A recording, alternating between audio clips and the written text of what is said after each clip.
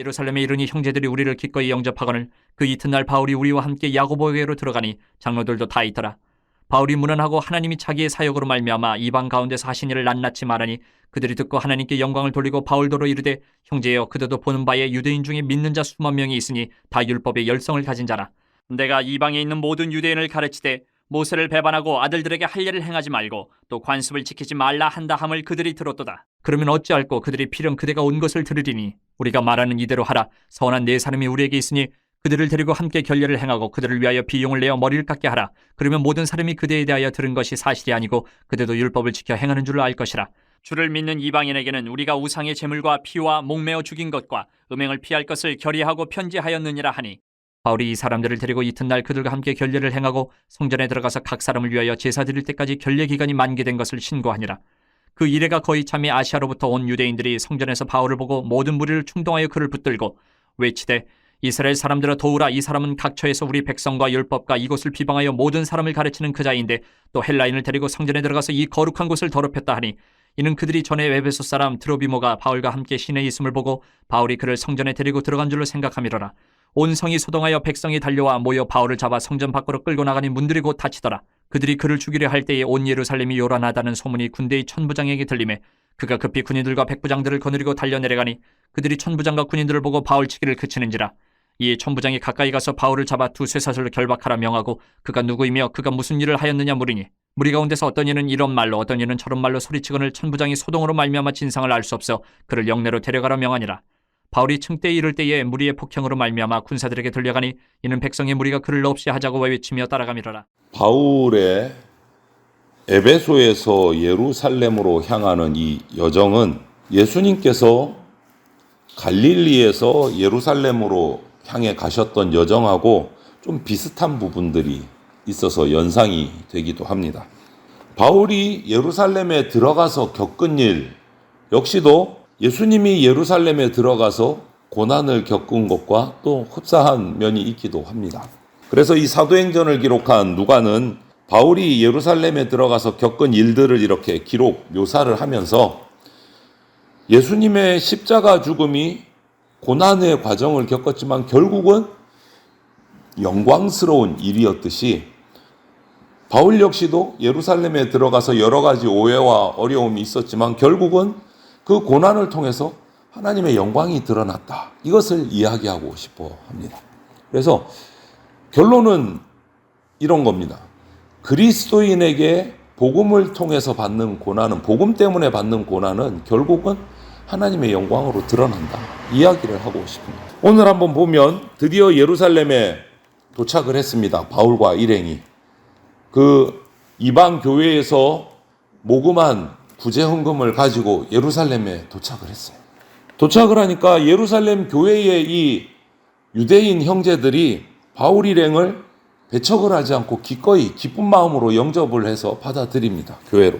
그리고 바울이 1, 2, 3차 3번에 걸친 그 이방 지역 선교 여행에 대한 이야기, 보고를 듣고 나서 하나님의 역사하심을 믿고 하나님께 영광을 돌리고 기뻐하는 모습이 오늘 기록이 되어 있어요. 이거 역시도 예수님이 예루살렘에 입성할 때 당장 어떻게 합니까? 예루살렘이 나귀 새끼를 타고 예수님께서 예루살렘에 입성할 때 전부 다 호산나 이러면서 환영을 했어요. 유대 사람들이. 그 모습하고 비슷해요. 그런데 예수님 때의 상황과 다른 점은 뭐냐?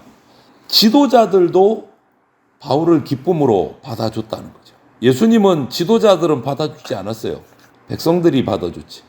당시 이 예루살렘 교회는 예수님의 동생이었던 야고보 사도가 예루살렘 교회를 이끌고 있었습니다. 이 야고보 사도는 철저한 유대인이에요. 율법을 정말 철저하게 지키는 인물입니다. 하지만 바울이 함께 데리고 온 이방인 동역자들을 보면서도 전혀 편견을 가지지 않고 오히려 이방인도 예수님을 만나고 성령을 받고 구원받았다는 이 보고를 듣고 하나님께 영광을 돌리는 모습이 오늘 나와요. 바울은 1, 2, 3차 전도여행을 통해서 그 이방 지역에 살고 있는 유대인들에게 다 우리 같이 묵상했지만 그때마다 핍박을 당했습니다. 박해를 받았어요.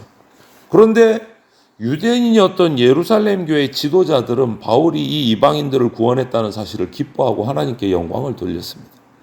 여러분, 이처럼 이 차이는 뭐냐면 복음을 제대로 알고 제대로 받고 그 복음을 깊이 깨닫게 되면 서로 다름을 불편해하지 않고 비난하지 않고 인정하고 포용해 줄 수 있는 능력이 생깁니다.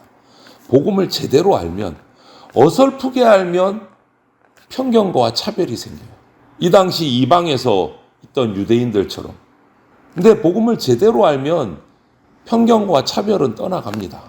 그래서 초대교회 사도들, 성도들은 자신들이 이방 사람으로부터 그리스도인이라고 불린다는 것을 알고 있었어요. 하지만 그들은 우리가 유대교를 떠나서 다시 기독교라는 것으로 개종했다, 이런 것들은 생각지도 않고 있었어요. 그냥 우리는 예수님을 잘 믿는 사람들이다. 그러다 보니까 오해가 생겼어요.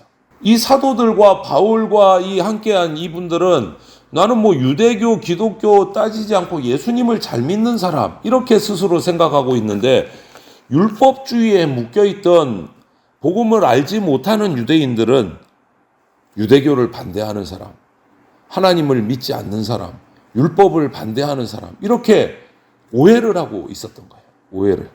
그래서 야고보 사도도 이방인 사역자들과 함께 온 바울에게 그것을 걱정해서 얘기를 합니다. 지금 이 예루살렘에도 유대인 가운데 예수님을 영접한 수만 명의 성도들이 있는데 그들이 오해하고 있는 게 있다. 바울이 당신이 유대교, 율법을 반대한다.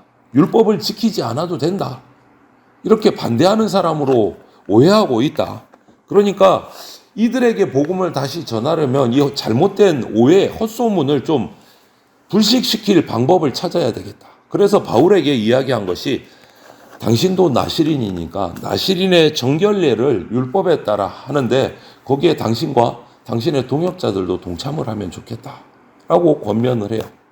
그 잘못된 오해를 사라지게 만들려고. 율법에 따라 정결례를 임하자. 성전에 들어왔으니. 바울은 그래서 거기에 동의를 합니다. 왜 그렇습니까? 굳이 정결례를 행하지 않아도 예수님 앞에서 정결하지만 그것을 오해하고 있는 유대인들을 다시 복음으로 뿌려면 그들에게 다가가기 위한 방법으로 이 방법에 동참을 한 거예요. 그런데 사실 이 정결 예식을 하려면 이 민수기 6장을 보면 그 예식에 상당한 비용이 들어갑니다. 왜냐하면 순양 2마리, 암양 1마리, 그리고 소제물, 전제물, 이런 것들이 정결 예식에 들어가요. 한 사람당. 그러니까 여러분 생각해 보세요. 순양 2마리, 암양 1마리, 또 따로 소제물, 번제물, 이 비용이 상당히 큰 비용이 들어갑니다. 그런데 바울은 자기와 함께 온 동역자들까지 4사람의 비용을 다 지불을 해요. 그리고 이 정결 예식을 치릅니다. 왜 그래요? 이것을 통해서 바울과 일행들을 곡해하고 있는 그 유대인들을 그 오해를 풀기 위해서, 그들과의 오해를 풀어야 예수님을 증거할 수 있으니까. 그래서 성전에 들어가서 정결 예식을 일주일 동안 치르고 신고까지 하고 나옵니다.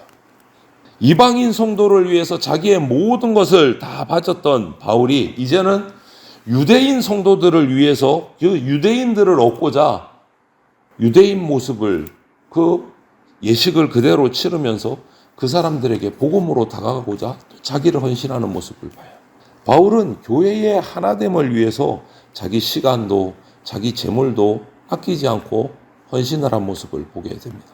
이것이 어려움 가운데서 하나님의 영광을 드러내는 모습을 보게 되는 거예요.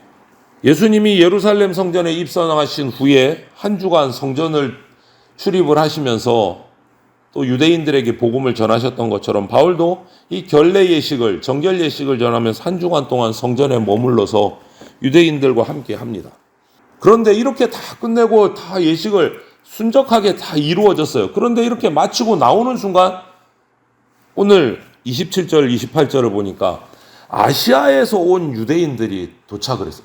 아니, 정결 예식 다 끝내고 이제 오해도 다 풀고 이제 복음을 다 이제 전할 수 있는 상황인데 이것도 모르고 아시아 고린도에서 온 그 무조건 바울을 핍박하는, 바울을 박해하는 유대인들이 도착을 해가지고 성전에서 바울과 이방인이 나오는 것을 보고 오해를 해버렸어요.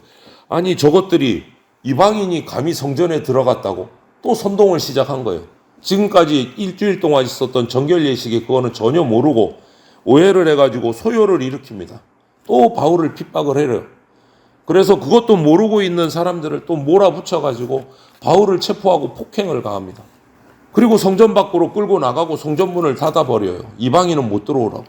여러분, 율법에 의하면 사실 이 사람들이 주장하는, 바울을 박해하는 유대인들이 주장하는 이 율법에 의하면 사람을 처형하려면 정식 재판을 열고 2사람 이상의 증인을 세워야 돼요. 신명기에 의하면. 그렇게 해서 정식 재판을 통해서 이 사람을 사형에 처하든 벌을 주든 할 수 있는데, 이 아시아에서 온 율법주의자 이 사람들은 그런 거 다 무시하고 무조건 바울을 죽이려고 한 거예요. 이 사람 자신들이 벌써 율법을 어기고 있는 거예요. 이 소문을 들은 그 예루살렘을 점령하고 있던 로마 군대 천부장이 백부장들과 군사들을 이끌고 와서 그 소요를 진정을 시킵니다. 그리고 쇠사슬로 바울을 결박해서 격리를 시켜요. 유대인으로부터 떨어지게 만듭니다. 불법적인 폭행으로부터 지키는 거예요. 그래서 결국은 도무지 이 사람들이 이유를, 이는 이 사람, 저는 저 사람, 이 사람 저 사람 엉뚱한 얘기하니까 진상 파악이 안 돼서 바울을 일단 로마군 영내로 데리고 들어갑니다. 이렇게 보면 고난받고 핍박받고 이거 힘드네 할 수 있는데, 한번 시각을 돌려서 보면 오히려 로마군들 덕분에 쇠사슬에 묶여서 로마 군 안으로 들어가는 덕분에 오히려 보호를 받게 됐어요. 바울을 죽이러 온 유대인들로부터 보호를 받는 결과가 나왔고, 이것을 통해서 뒤로 가면, 우리 뒤에 이제 본문들을 묵상해 가면 오히려 로마군들에게 보호를 받으면서 로마까지 가서 복음을 전할 기회가 생겨요. 뭡니까 여러분? 결국은 믿음을 지키려고 하다 보니까 고난을 당하는데, 오히려 그 고난을 통해서 복음의 길이 열리고 하나님의 영광이 드러나는 모습을 보게 돼요. 전혀 상상하지도 못한 역전의 모습이 나타나는 거예요. 체포를 당했는데 그게 체포당한 게 아니고 오히려 로마로 복음 전할 수 있게 직행으로 갈 수 있는 길이 열려버린 거예요. 로마 군사들의 보호를 받으면서. 여러분, 이렇듯이 우리가 믿음을 지키고 살다가 보면 고난을 당할 때도 있는데, 이게 그냥 단순한 고난이 아니고 하나님의 영광을 드러내는 그러한 방법으로 역전의 모습들이 나타날 수 있다라는 것을 우리가 기억을 해야 돼요. 그래서 복음과 함께 고난을 받는 것은 결국은 주님이 주시는 의의 면류관을 받는 복된 길이다라는 것을 우리가 기억을 해야 됩니다. 그래서 오늘 하루도 우리에게 주어진 이 하루의 삶을 살아갈 때 복음을 위해서 고난당하는 것을 두려워하지 않는 그러한 담대한 거룩한 삶을 우리가 살아갈 수 있기를 주님의 이름으로 축원을 드립니다. 아멘.